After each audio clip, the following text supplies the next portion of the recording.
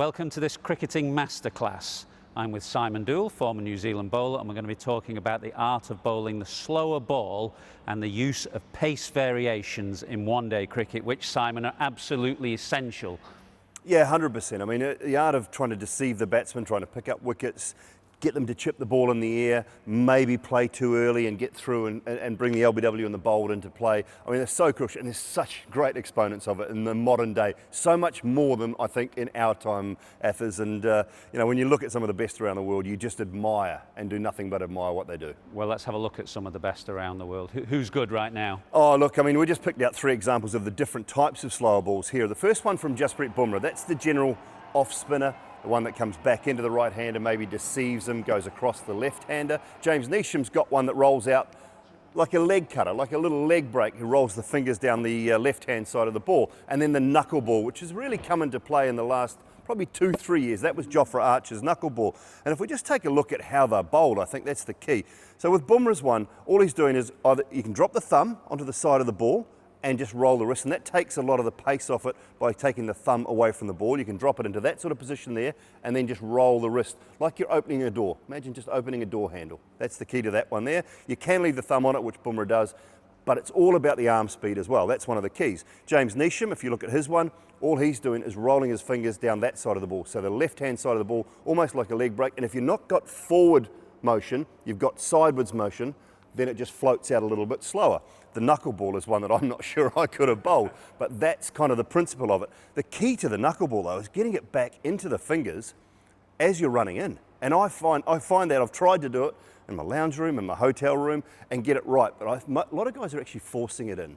What about with the the one other hand flipped out of the back of the hand? There are other variations. Yeah, I could bowl that one because I used to sort of practice a little bit of leg spin. So that one would be you come into this position and then it comes out there. So it comes at the top, it comes out there and it sort of floats and bounces a lot more. Ian Harvey played a lot of county cricket, didn't he? He was a perfectionist at that. I mean, there's 1 or 2 others. The other one that I've sort of seen on the odd occasion is get right back deep in the hand and then just drop the hand down behind the ball instead of that forward momentum, you get into there and you're just dropping the hand straight down behind it, it just floats out. Could be out. The short ball from Mustafizur Rahman. This is where he's so good. Not an obvious slow bouncer. This was just about 130. There again, taking the pace off. One of the best exponents of the slower ball in the modern game is Mustafizur Rahman. What makes him so good?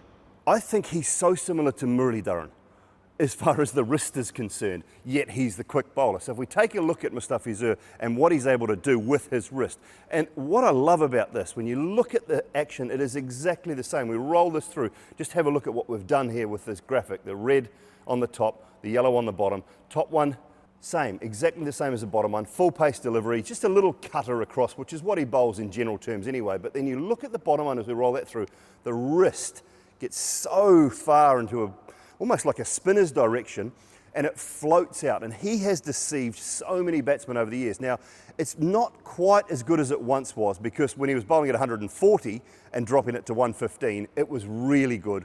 But he's actually got a little bit of that back after the shoulder operation. The key is the arm speed, minimal change of action. Very little change in action with the fizz, and the arm speed is massive. And because he gets that wrist into such an awkward position, he's able to get drop and a little bit of purchase. Well, let's have a look at some of his success in one-day cricket. If we look at some of his pitch maps here, the huge variety of lengths. He likes to keep them back, but the batsman guessing, and he bowls so many slow balls. 57% of his wickets in ICC tournaments in the last 5 years have come from the slower ball. And the key is that he doesn't want the batsman set and knowing where he's going to bowl. He likes to keep them guessing. And the other thing, we talk about the short pitch or the slower ball bouncer. It's not really a slower ball bouncer. It's just a short pitch slower ball. It sits in the pitch. It's one of the hardest ones to get away. And the bowlers are going to that, in general terms, on the big ground sideways. So when you've got a short boundary straight, you go to that slower ball that's bowled into the surface and you just bring in the big boundary, and there's no pace. There's just no pace to hit from whatsoever. Key, as you said, arm speed. That's the biggest thing about the slower ball. Steve Waugh was one of the first that I remember bowling slow balls in one-day cricket, but these days every bowler has to have not just one slow ball but a variety of slow balls, otherwise one-day cricket is very, very hard work.